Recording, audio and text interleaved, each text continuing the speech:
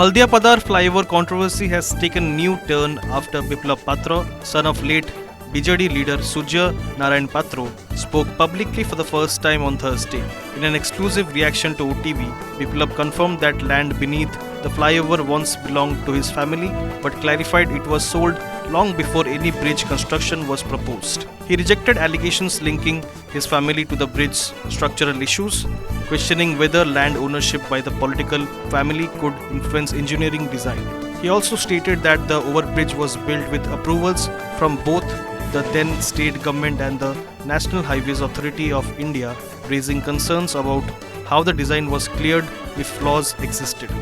Indirectly targeting Congress MLA Ramesh Chandra Jena, Biplab questioned whether similar issues could arise in other flyovers, including the upcoming Gate Bazaar project. Meanwhile, Odisha Transport Minister Bibhuti Bhushan Jana admitted that the bridge design had been flawed since construction. Referring to past accidents, including a recent fatal crash, he said the incident has prompted serious review. The minister assured that the design will now be corrected in the public interest.